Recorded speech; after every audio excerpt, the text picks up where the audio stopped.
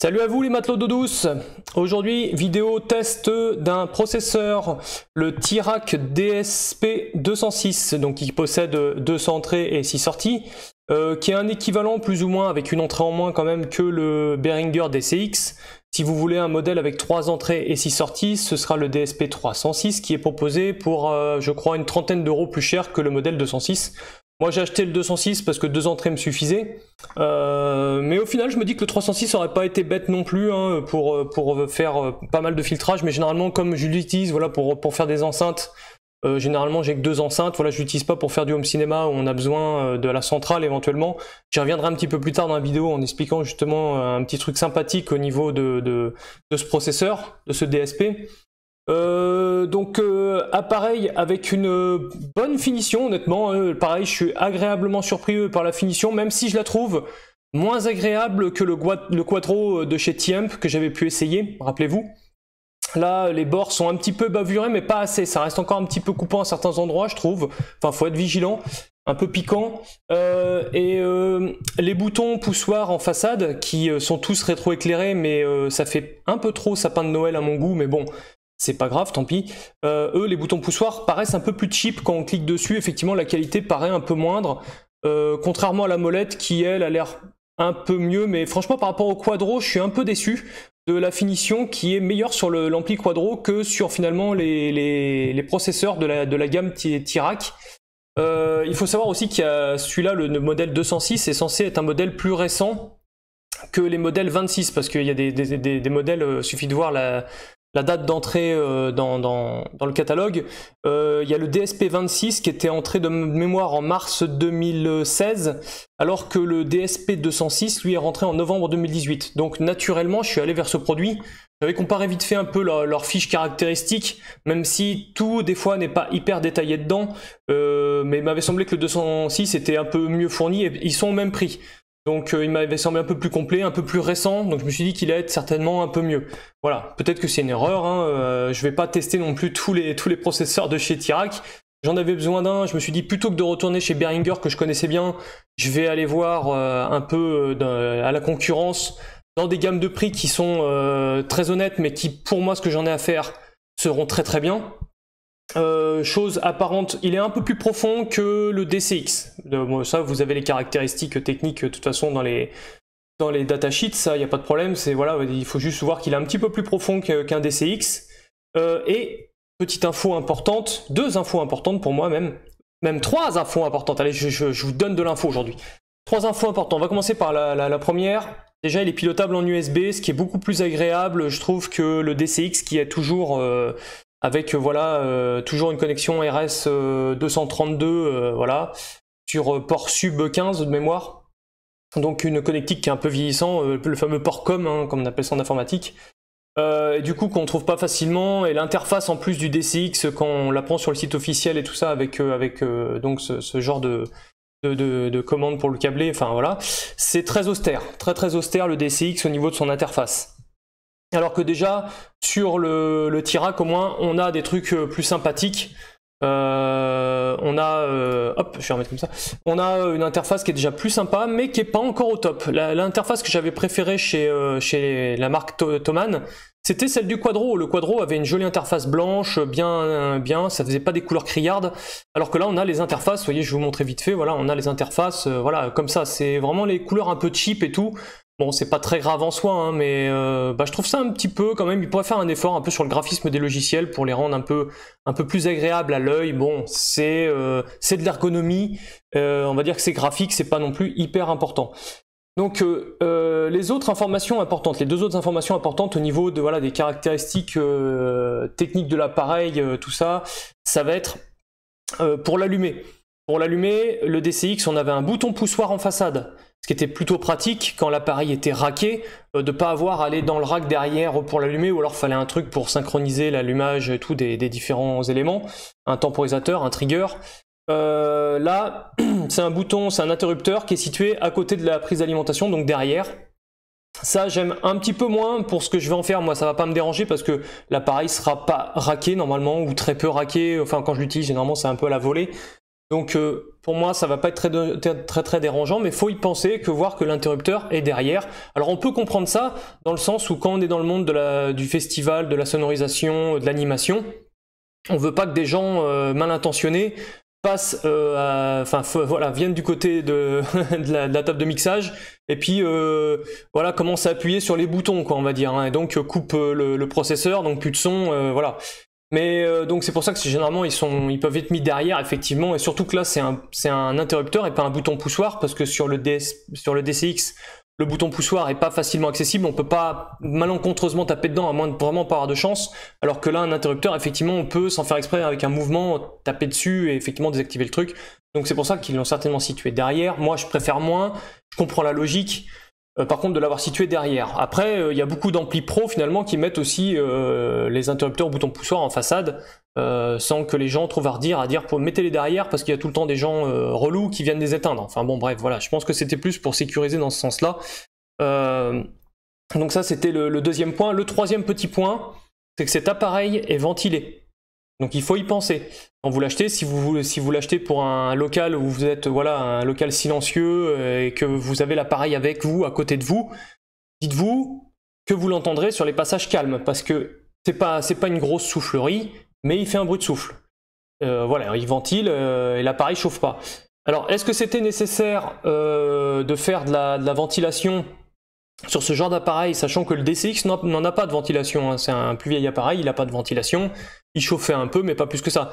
Je pense que oui, parce que Thomann a dû se dire, les ingés de chez Thomann ont dû se dire, c'est quand même du matériel qui est certainement destiné à être racké, parce qu'il est au format rackable, hein, voilà, une unité, et il va être dans des baies où ça va chauffer, et que lui, par contre, s'il est pris en sandwich entre des amplis qui chauffent, même s'il ventile et tout, les amplis, cet appareil-là, il faut le ventiler pour être sûr que l'extraction d'air chaud soit suffisante pour éviter d'endommager les composants, parce que les composants n'aiment pas, tous les composants n'aiment pas monter en température, hein. Ils ont des plages de fonctionnement, et plus généralement un composant est capable de monter haut en température ou bas, voilà, plus ces extrêmes sont importants, plus les composants généralement sont chers.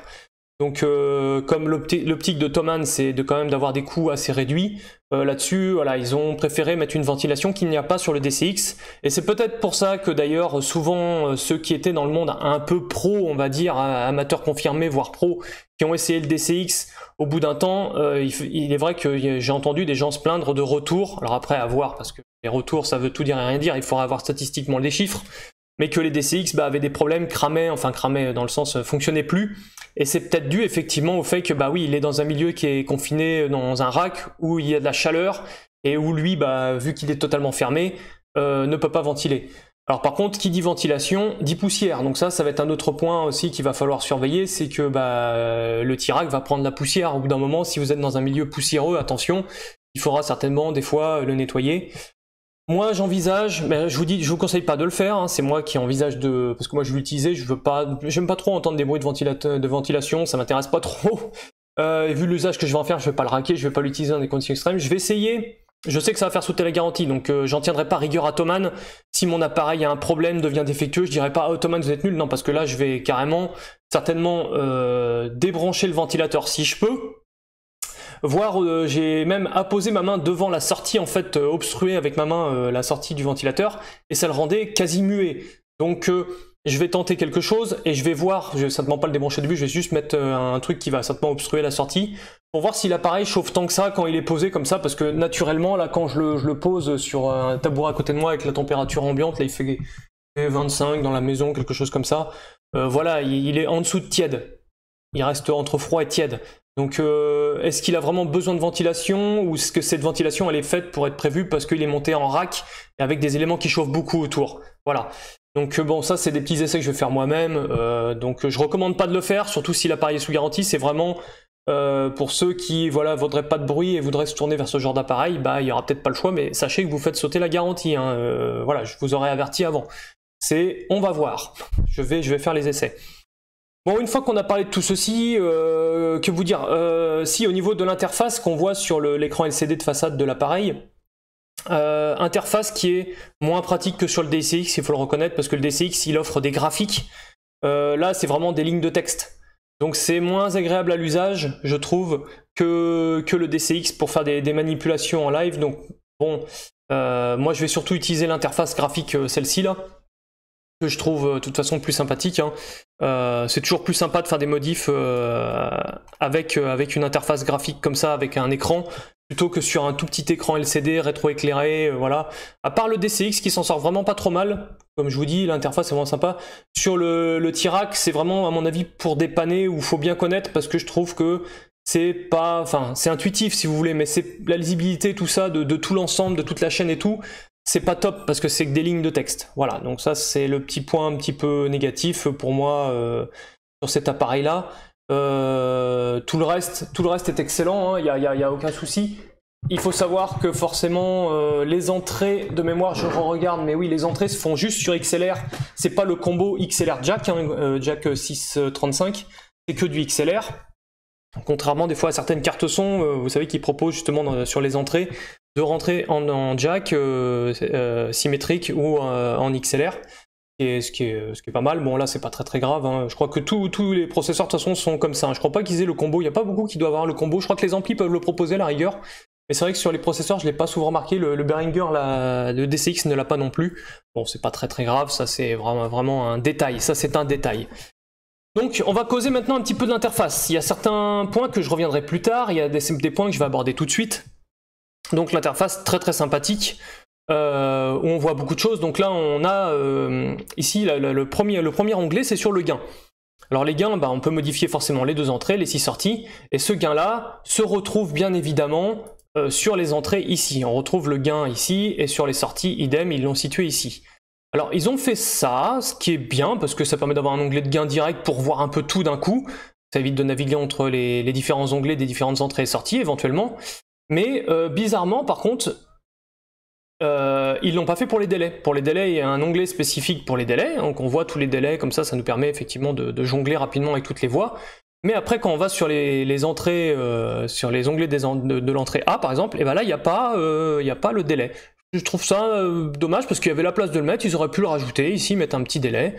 Bon bah là ça fonctionne que par l'onglet principal et pas par les onglets dédiés aux voies. Bon, c'est un choix, c'est pas très grave non plus parce qu'on s'y retrouve, hein, c'est pas un souci. Et donc ici on a la possibilité de modifier donc les gains.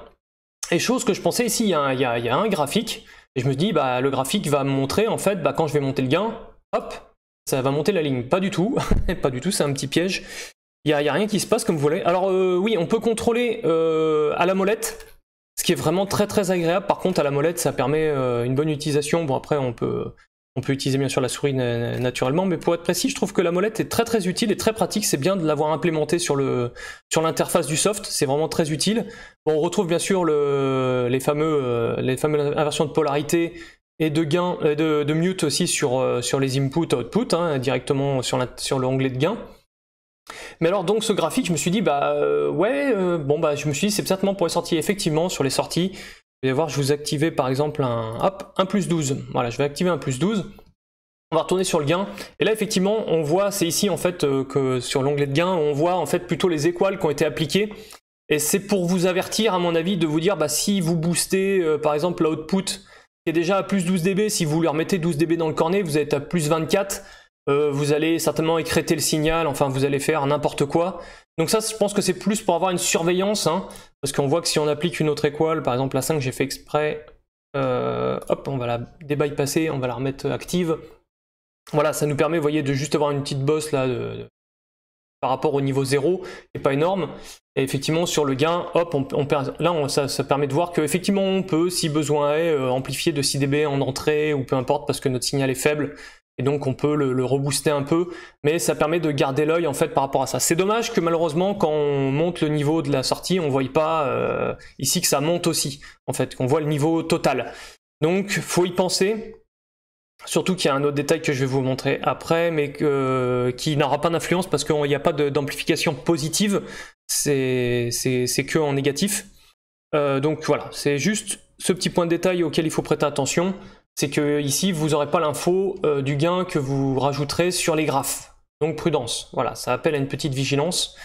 Donc j'espère que vous ferez attention, maintenant que je l'ai dit. On retrouve après tous les onglets habituels, hein. Je vais un petit peu les passer. Alors ça, je ferai certainement une vidéo spécifique sur le gate, sur le noise gate, sur le compresseur et le limiteur.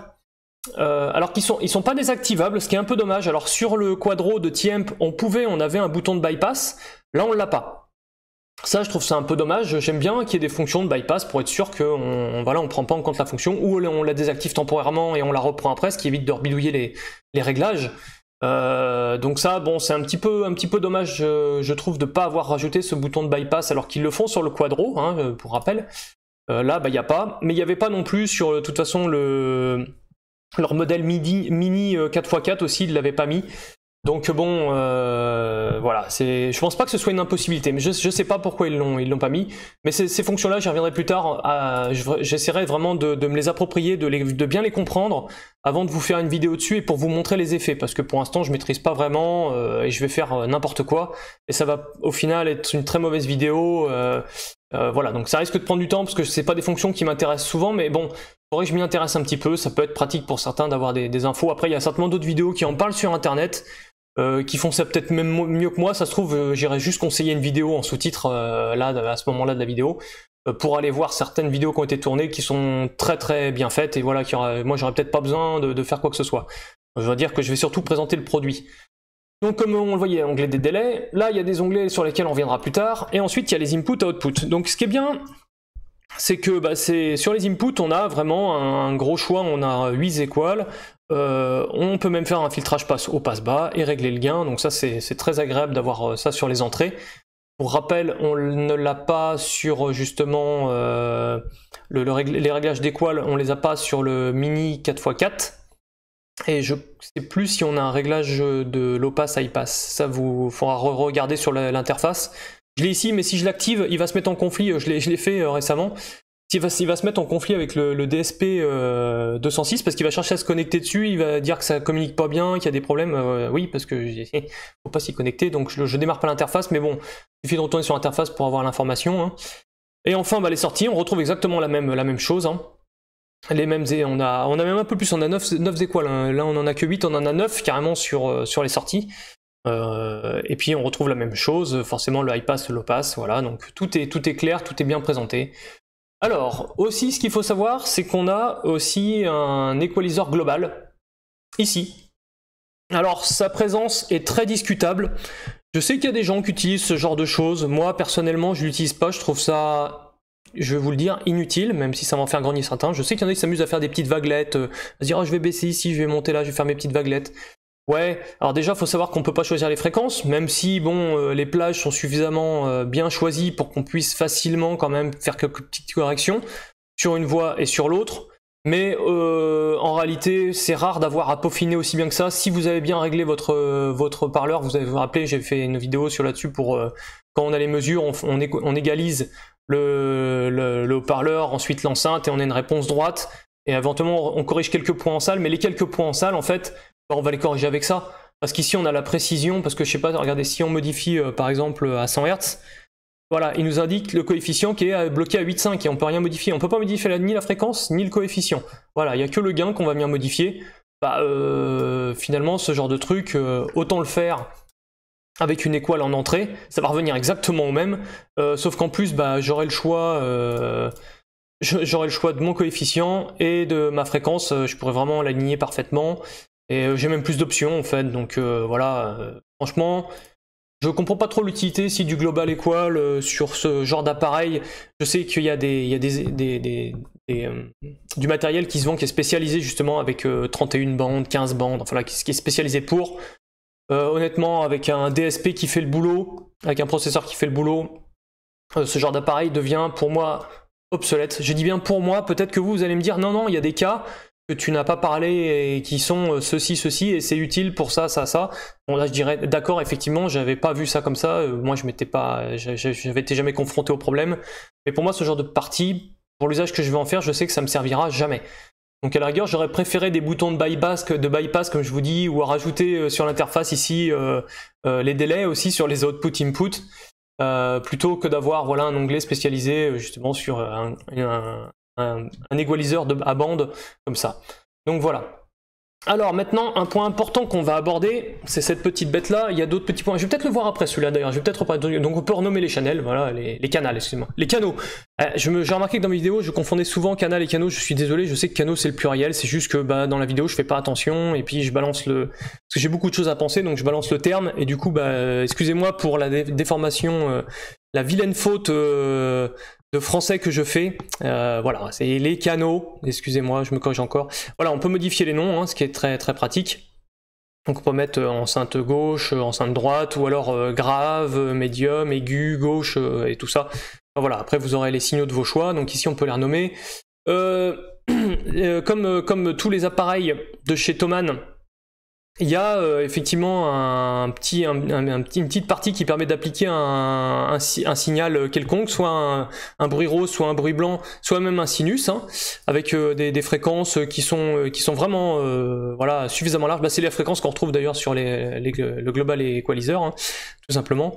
Donc voilà, et ça vous permet d'émettre un son et comme ça d'avoir des infos directes sans avoir à se dire bah, pourquoi j'ai pas de son et tout. Alors là on l'applique directement sur le DSP, ça permet de savoir s'il y a un problème après lui en fait, s'il y a un ampli qui est pas allumé, une enceinte qui est pas branchée, voilà, ça vous permet d'être sûr de ça. Ensuite, qu'est-ce que... Alors ici, bah voilà, quand on a plusieurs unités, ça nous permet justement de les identifier hein, avec une adresse qui leur est propre, hein, parce qu'on peut les connecter en Ethernet aussi, ces petits bébés. Il n'y a pas que l'USB. Ensuite, bon là on peut verrouiller, je vais pas cliquer dessus, mais voilà, il y a une interface de lock, un mot de passe, on peut locker l'appareil pour éviter que les gens viennent mettre les mimines dedans, pareil. Et puis là on a l'option de copie qu'on retrouve bien, on copie l'entrée A vers l'entrée B, ou les outputs vers une autre output, voilà, puis on fait le copie et ça copie tous les paramètres qu'on a rentrés pour une entrée ou une sortie vers une autre entrée ou une autre sortie, voilà. Donc maintenant, voilà, on va arriver sur ce petit onglet qui est magnifique. C'est l'onglet de matrice. Matrix, comme ils disent, c'est la matrice, le matrissage en fait qu'on fait, c'est-à-dire quelle entrée va alimenter quelle sortie, grosso modo, hein, ou quelle sortie va prendre le signal de quelle entrée. Et là, on peut faire vraiment beaucoup de choses. C'est-à-dire, j'entends par là que contrairement au DCX, le DCX lui propose un seul signal qu'ils appellent le somme, de sommation.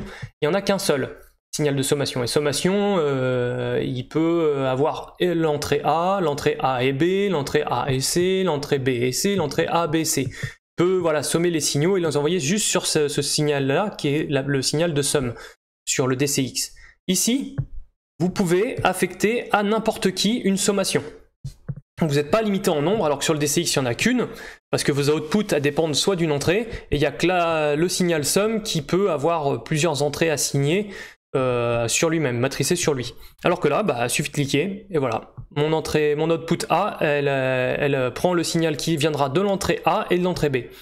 Et en plus, petit choix qui est excellent, je peux en plus retirer, vous voyez, alors je peux pas augmenter hein, le gain, voilà, le gain c'est en négatif. Je peux diminuer le gain pour dire, bah tu prends l'entrée ligne B pleine sauce, par contre tu prends l'entrée ligne A à moins dB. En quoi c'est utile? C'est utile en plusieurs choses. Par exemple, imaginons, je dis bien imaginons parce que là je l'ai pas, mais imaginons que j'ai le modèle 306, que j'ai que je veuille faire une enceinte 3 voix, enfin 2 enceintes 3 voix, mais que du coup c'est pour du home cinéma et j'ai pas de centrale. Donc on va faire une centrale fantôme, ce qu'on appelle. C'est-à-dire que bah, la voix du centre, va quand même falloir que la voie centrale, le canal central qui est issu du 5.1, il va falloir que je l'envoie sur l'enceinte gauche et l'enceinte droite pour faire justement cette fameuse enceinte centrale. Mais il ne faut pas que je perde non plus le son à gauche ni le son à droite. Donc on va faire comme si c'était un 3 entrées, bon il n'y a pas 3 entrées, mais comme si A c'était le canal gauche en home ciné et l'entrée B c'était le canal central. Et ben, le canal central, comme il va être envoyé et à l'enceinte gauche et à l'enceinte droite, il va avoir plus de niveau que le signal gauche qui va être envoyé qu'à l'enceinte de gauche. Il faut bien comprendre que il y a 2 enceintes qui vont avoir le même signal qui vont le restituer. Donc, ce qui va se passer, ce qui va être très pratique ici, je remets à 0, c'est que ici pour votre centrale, et ben justement vous allez appliquer un niveau négatif. Vous allez, alors quand les signaux sont corrélés, vous savez c'est moins 6 dB. Donc ça se trouve vous allez mettre moins 6 dB, après il faut faire la mesure, hein. Je ne sais plus si c'est tout à fait moins 6 dB, on me corrigera si besoin est, mais par exemple, je vais mettre moins 6 dB ici pour ma centrale, ce qui fait que mon enceinte gauche, enfin le signal gauche du home cinéma enverra sur l'enceinte gauche à pleine bande, sans atténuation. Par contre, la centrale sera envoyée sur cette enceinte gauche aussi, mais avec 6 dB de moins. Parce que l'enceinte droite, alors aussi c'est moins 6 dB, et sera envoyé le son de la centrale sur l'enceinte droite. Ce qui fait qu'au final, on aura un son équilibré, et vous aurez votre centrale fantôme. Donc c'est pour ça, ça c'est très très pratique, et ça sert aussi pour quand vous voulez envoyer le son, justement, si vous voulez sommer, par exemple, si vous avez trois arrivées, et que vous voulez aussi sommer ces 3 arrivées sur une sortie, il va falloir aussi faire des atténuations en négatif pour éviter de saturer les entrées ou n'importe quoi, ou saturer le DSP. Donc là, vous pourrez baisser et vraiment faire un réglage vraiment nickel, quoi. Et vous allez pouvoir en faire plusieurs. Donc c'est vraiment, ça c'est une excellente partie et un très bon point d'avoir pensé à ça. Franchement, ça, là, j'applaudis Tirak, enfin Thomann, j'applaudis Thomann d'avoir pensé à ce détail qui est très important finalement, parce que oui, c'est important de mettre ça ici, hein. Si vous l'avez pas, vous allez dire bah ouais, je peux pas corriger le niveau parce que ma centrale elle balance pleine sauce, mais sur les 2 enceintes. Et vous pouvez pas baisser la output parce que la output, bah il y a le canal gauche aussi, donc vous allez atténuer le canal gauche comme le canal de centrale. Et vous pouvez pas le faire en entrée non plus parce que c'est pareil, ça va faire la même chose. Ça va pas être valable. Ou si, éventuellement vous allez me dire si, on peut atténuer la centrale de 6 dB et l'envoyer. Bon, effectivement, mais là par jeu de communication, c'est quand même plus pratique de l'avoir ici, je trouve. C'est vraiment plus sympa. On a vraiment une bonne visite. Par contre, attention. Chose importante, c'est que si vous commencez à jouer ici, je mets une valeur. Ah, par contre, oui, on peut pas le faire ici à la molette, hein. Alors, ça, c'est un peu dommage. On a tendance à bien aimer la molette parce qu'on peut pas rentrer des chiffres non plus. Et les flèches directrices plus, moins. Non, ne marche pas. Alors, on va effacer tout ça, c'est une catastrophe. Voilà, on peut écrire dedans, à la rigueur. Mais voilà, là j'ai mis -3 et bah, on le voit pas. Le -3, il est pas, on le voit pas sur l'onglet de gain. Et on le voit pas non plus quand on est sur l'input A ou remarquez, attendez, je l'ai mis où le matrissage, excusez-moi. Je l'ai mis sur les 6 sur l'in A, mais output 1 et vous voyez, on le voit pas, mais c'est logique qu'on le voit pas ici, mais on voit vraiment le gain nulle part. Donc si vous faites des modifications ici de gain, attention à y penser parce que ce sera affiché nulle part. Il n'y a aucun truc graphique qui vous le rappellera à part cet onglet là. Donc gardez un œil dessus si vous commencez à jouer ici avec les gains. Ce que je voulais vous montrer, parce que vous allez avoir des atténuations et vous dire bah mince, je comprends pas pourquoi j'ai -3 dB alors que je devrais avoir mon signal pleine bande, enfin sans atténuation, qu'est-ce qui se passe? Regardez souvent l'onglet de matrissage si vous avez joué avec, parce que bah sinon vous allez vous retrouver un peu embêté. Voilà, donc voilà, c'était l'interface. Je pense que j'ai présenté une grosse partie de l'interface. Je pense que j'ai tout donné là-dedans. J'ai pas précisé, mais oui, comme tous les... Moi c'est pour ça que je le voulais par rapport au DCX. C'est qu'il y a vraiment tous les filtres. Il y a vraiment tous les ordres, tous les types de filtres, les plus répandus, bien sûr, les plus répandus, parce que voilà, il y en a certains qui sont absents, comme le Chebyshev ou des trucs comme ça, mais ils sont pas très utiles. Les filtres Chebyshev, généralement, on les utilise pas beaucoup en audio. Et puis là, on peut aller jusqu'à 48, il y a du 42, du 36, enfin vraiment, c'est très riche. C'est très riche en nombre de filtres, et il y a 2 ordres de filtres d'ordre 1, il y a le Bessel et le Butterworth, qui ne sont pas, ou je crois qu'il en manque un sur le DCX, les ordres 12, ils sont peut-être tous, mais par contre il n'y a pas d'ordre 18, je crois. Si, il n'y a que le but 18, je crois, sur le DCX. Il doit y avoir le but 18, mais pas le Bessel 18, de mémoire. C'est pour ça, là il y a vraiment un choix de filtre qui est très large, et ça c'est vraiment sympa, quoi. Ça c'est vraiment très sympa. Donc après, pour vous connecter à votre appareil, à votre Tirak, c'est très simple, hein. Vous le branchez en USB, le pilote, je crois que là il est automatiquement activé parce que c'est un driver standard USB. Il me semble qu'il n'y a pas de pilote, de driver à télécharger sur le site de Thomann. On clique sur Online, ou alors quand on démarre le logiciel et que l'appareil est déjà câblé, il le reconnaît automatiquement. Et là, voilà, il vous met Online, il vous met que c'est une connexion USB. Là, vous êtes connecté à votre appareil. Et en plus... Voilà, il y a des petites choses qui s'activent en plus, il y a des petits boutons qui viennent en plus qui peuvent vous permettre de bypasser les équales ou de carrément tout remettre à 0. Donc là, il y a pas mal de choix, il y a des petits menus qui apparaissent en plus. Chose qu'il faut voir aussi, j'avais dit j'en parlerai en plus, c'est voilà, les filtres All Pass. On va en faire un tout à l'heure, on va regarder ça ensemble. J'en avais pas déjà fait un All Pass? Non, peut-être pas, je me rappelle pas, bon ça se refait vite fait. Voilà, il y a des filtres All Pass. Comme je vous avais dit, les filtres All Pass, ils n'étaient pas présents sur le Quadro, mais ils étaient présents sur le Mini 4x4 et ils sont présents aussi sur ce Tirak. Et comme je vous avais dit, ces filtres-là, comme on le voit, ils n'ont pas d'influence au niveau magnitude, en fait, au niveau de l'amplitude du signal. C'est au niveau de la phase que ça se joue, vous voyez? Si je le bypass, regardez au niveau là c'est la phase, hein, c'est pas la magnitude, attention, on est vraiment sur la phase. Vous voyez, la phase change, c'est des signes, c'est des filtres qui changent que la phase. Et ici on la change en fréquence. Et sur le All Pass 1, le coefficient a aucune importance, ainsi que le gain. Le gain, vous voyez, on peut le faire bouger. Bon, ça c'est le truc bouge, mais vous voyez, le signal ne bouge pas. Enfin, on voit que c'est pas lié à ça. Ça c'est pour le pic. Si on crée un pic, un low saving, high saving, voilà. Ici il n'y a pas. Et par contre, si on passe sur le All Pass 2, là vous allez voir, par contre, le All Pass 2, lui, a une commande en plus, c'est qu'on fait toujours varier la fréquence, mais que ici, le coefficient a une importance. Vous voyez, le coefficient, il fait varier la phase. On est bien sur la phase, là, hein, je répète. Vous voyez, la phase change, alors que la magnitude, bah, on voit rien, il n'y a rien qui change. C'est logique, hein, c'est un filtre qui n'agit que sur la phase. Hein. Donc on va voir, après j'ai fait quelques mesures, je vous montrerai un petit peu ce que ça fait, et à quoi ça sert, grosso modo, à quoi ça sert. Donc voilà pour l'interface, je pense qu'on a tout présenté, je vois plus trop de choses à dire, donc on va passer aux mesures qui ont été faites sur Home EquaWizard. Donc voilà, là c'est la bande passante brute. Alors ici, j'ai laissé le filtre, le Tirac, à 0 au niveau de ses entrées et de ses sorties, en dB. J'ai pas créé de gain ou abaissé le gain des entrées ou des sorties. Et j'ai juste réglé le niveau de la carte son parce que l'entrée par contre line de la carte son est réglée. Là je l'ai tout le temps mise au mini, hein. Pour toutes les mesures je l'ai mise au mini. Et donc c'est juste avec le volume master de la carte son que j'ai réglé, parce que sinon si je mets le volume à fond là avec le Tirac réglé à 0, je sature. Parce qu'il envoie vraiment, en sortie c'est du plus 20 dBU. Donc forcément ça envoie un peu la sauce. La carte son elle envoie 10 dBU. Et en entrée, le Tirac, le 206, il prend, de mémoire, c'est 18 max par contre. Il a 18 max en entrée et il envoie jusqu'à 20 dBU en sortie. Donc voilà, donc là on a la bande passante. Donc la bande passante, rien à redire. On tient dans moins de 0,5 dB de 20 Hz à 20 kHz, ce qui est parfait. On va même définir un peu des bornes là pour voir un peu mieux ce qu'on veut observer.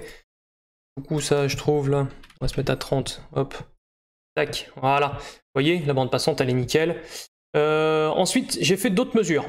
Je vais montrer un petit peu la distorsion d'ailleurs de l'appareil. Hein. Donc, vous voyez, la distorsion est très contenue, il n'y a aucun souci. Marche très bien. Pas de souci à ce niveau-là. Bon, c'est sûr qu'on est un peu plus que la carte son, parce que la carte son, elle est dans ces niveaux-là pour à peu près toutes les harmoniques. Ici, on a une petite remontée de H2 qui est en dessous des 0,1%. Franchement, c'est totalement négligeable. Hein. Quand on est en dessous de 0,1%, c'est négligeable. Et dans les fréquences très basses, on s'en moque complètement. Donc là, il n'y a aucun souci, l'appareil sera transparent. Hein. Il n'y a aucun problème là-dessus. Après, j'ai fait une autre mesure. Hop, c'est marqué. Ou là, par contre, j'ai mis la carte son à fond. Donc ici, j'ai plutôt baissé le niveau de output 1 sur le Tirac. Pareil, il en ressort une distorsion voilà, qui est encore très bien maîtrisée. J'ai refait la même chose, cette fois-ci, mais en baissant l'input de 14 dB et puis l'output. L'output, je l'ai remise à 0 et j'ai mis l'input à moins 14 pour pas saturer ma carte son. C'est impeccable, il n'y a rien à redire. Ensuite, j'ai joué un petit peu différemment. Là, j'ai baissé la carte son. Donc, entrée de la carte son est toujours au minimum. Et par contre, j'ai mis un gain de plus 12 dB, qui est le maximum, sur l'entrée A. Pour voir un petit peu si on commençait à balancer un peu la sauce au niveau du Tirac. Est-ce qu'il apporte beaucoup de distorsion ou pas quand on l'envoie dans ses retranchements. Donc là, j'ai juste mis plus 12 dB en entrée, en gain. On voit que ça reste très contenu, on est un petit peu au-dessus effectivement des 0,1, mais on est à plus 12 dB, hein, c'est énorme, ce qui fait que la carte son, je l'ai beaucoup baissé là. Hein. Ensuite, je l'ai fait en sortie, donc pareil, la distorsion reste à peu près pareil, hein, finalement c'est à peu près pareil.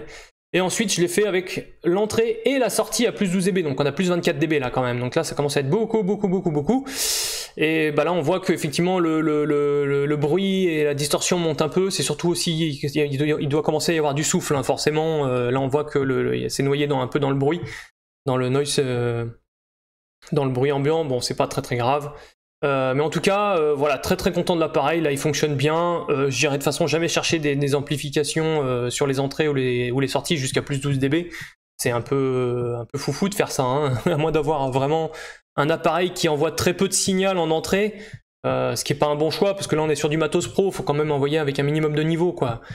Donc ayez au moins une carte son qui envoie au moins 10 dBU comme la Scarlett 2i2, voilà, ayez quelque chose qui ait du niveau en sortie, pour pas justement avoir à jouer sur les gains en entrée ou en sortie de l'appareil. ça limitera la distorsion parce qu'elle remonte, hein, mais c'est logique, hein, et le bruit, vous allez avoir du souffle aussi qui va apparaître, ce qui est complètement logique, hein. Le fait de trop jouer sur des amplis, ça crée du souffle. Alors ensuite, un autre petit point qu'on va aborder, j'ai fait une mesure RTA, donc j'ai balancé juste des sinus à 40 Hz, un autre à 1 kg et un autre à 10 kg. Et j'ai comparé entre la carte son brute et avec le DSP 206. Donc ça, je vais vous montrer par rapport aux overlays, voilà les résultats qu'on obtient. Donc on voit que il y a très peu de bruit, hein. Là tout est à 0, hein. Là je vous précise que tout est à 0, bien sûr je n'ai pas laissé à plus 12 l'entrée et la sortie, hein. Là tout est revenu à 0, j'ai préféré faire une mesure voilà, à 0, ça avait plus d'intérêt pour moi que de le mettre à fond. Donc on observe effectivement qu'il y a un petit peu plus de bruit, mais regardez par rapport au niveau global, on est déjà très très haut, donc les bruits sont très très faibles et resteront inaudibles, hein. Voilà, c'est juste pour remarquer qu'il y avait une petite nuance effectivement de bruit, mais c'est très très bas, l'appareil fonctionne très très bien. Il n'y a aucun souci, c'est pas le même problème que j'avais eu avec le module sans fil Denon DN202, où là j'attends un retour, hein, j'ai contacté le service, je leur ai fait part de mes mesures, et même ils m'ont même dit si vous avez des vidéos c'est très bien, et ben j'ai dit bah ça tombe bien, j'ai les vidéos.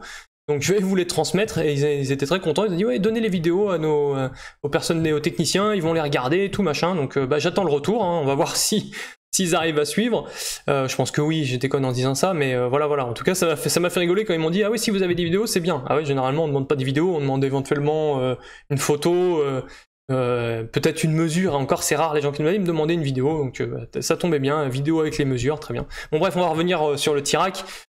Donc ici, rien à redire, c'est parfait, les mesures sont très très bonnes, rien à redire sur l'appareil, donc on va passer tout ça, et ensuite, je me suis amusé à faire des mesures, en appliquant, comme je vous ai dit, il faut toujours savoir comment agit votre processeur au niveau des filtres, des équales et tout ça, pour, dans vos simulateurs, rentrer le bon appareil pour bien faire la bonne simulation qui va bien. Donc moi il s'avère que par rapport à V2X-CAD, j'ai deux appareils qui en fait correspondent au T-Rack. C'est le Forf Audio, encore une fois, hein.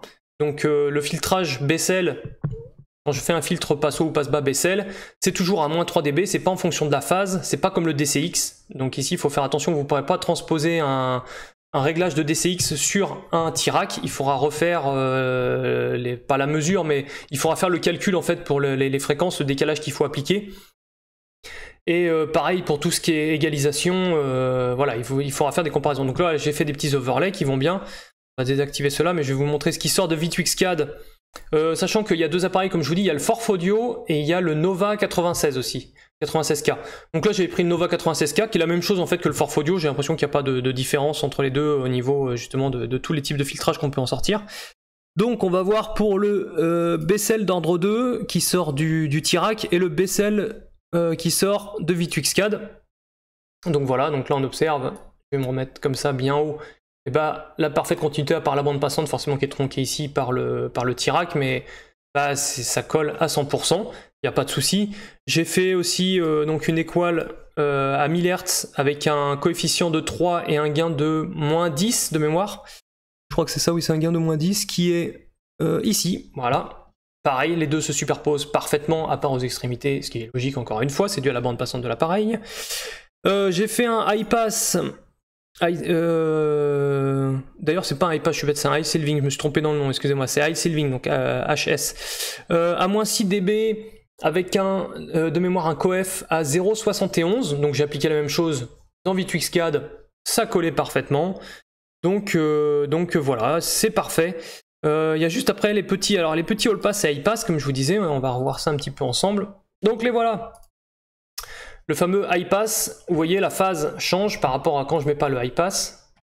Le high pass 1 du coup, celui-là c'est le high pass, all pass, pas le high pass, oh là là, le all pass 1, excusez-moi. Hop, quand je l'active, vous voyez ce qui se passe, je l'ai mis à 1 kg hein, ici, et la phase change. Donc ces filtres-là permettent juste de faire varier la phase à des endroits où des fois vous pouvez avoir des soucis de raccord avec d'autres composants, que les délais soient pas suffisants, que votre phase n'est pas assez tournée, du coup vous n'arrivez pas à avoir une bonne superposition, alors que votre réponse en amplitude est plutôt propre et vous allez obtenir quelque chose de plat, mais du coup votre phase n'est pas exceptionnelle. Et c'est avec les all pass qu'on va corriger ça. Je sais aussi qu'il y en a qui s'en servent pour corriger aussi au niveau des pavillons sur les compressions, pour que la phase soit plus facile à gérer après quand vous faites un raccord avec un haut-parleur de mémoire, hein, c'était un peu comme ça. Certains en diront plus, ou pour redresser la phase tout simplement du pavillon pour qu'elle soit plus linéaire en fait dans sa bande passante. Donc voilà. Et ici le All Pass d'ordre 2, alors je crois que là je suis resté sur un coef de 3 et toujours à 1 kg, et voilà ce que ça donne. Et donc je me suis dit dans V2Xcad, effectivement il y a aussi les filtres de All Pass, hein. Il y a un petit bouton exprès pour les All Pass.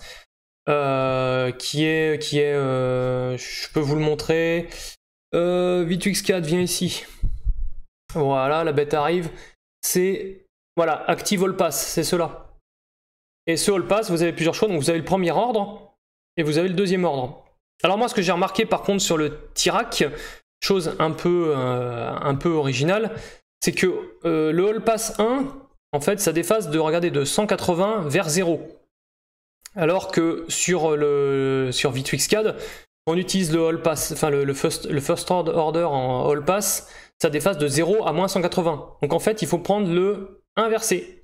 Parce que voilà, sur le Tirac ici, c'est inversé. En fait, c'est le mode inversé, alors que pour le All Pass 2, c'est pas inversé, c'est le mode normal.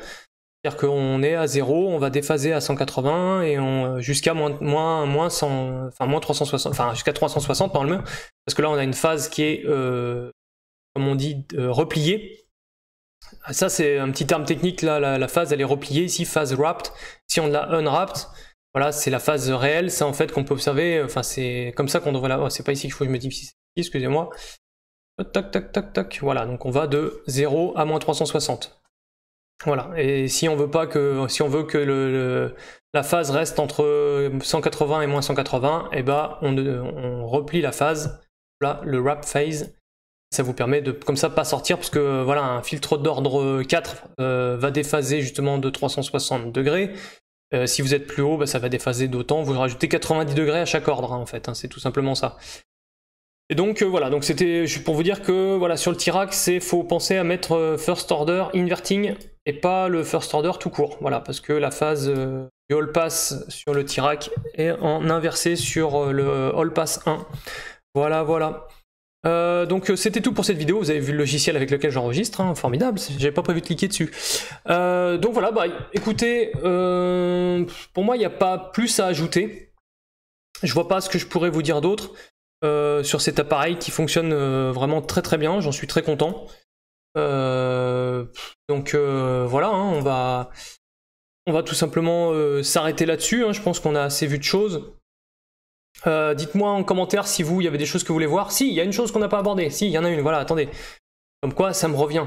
Le temps de traitement de l'appareil, parce que là, moi, forcément, j'ai fait un estimate IRDLay hein, pour avoir une phase bien nickel. Eh bien, on a un temps de traitement de l'appareil qui est inférieur à 3 millisecondes, mais qui est à peu près dans les 2, 3, 2, 4, souvent, ça navigue autour de ces eaux-là. Voilà, c'est pour vous préciser qu'il y a un temps de traitement de l'appareil qui est de 2, 3 millisecondes.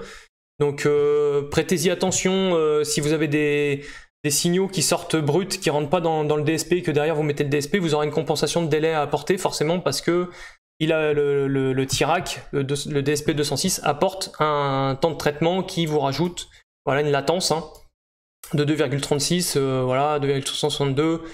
Ouais, on a à peu près toujours la même chose, un petit peu, voilà, ça bouge un petit peu, mais grosso modo on a toujours à peu près la même chose. Hein. Donc voilà, donc ça faut y penser.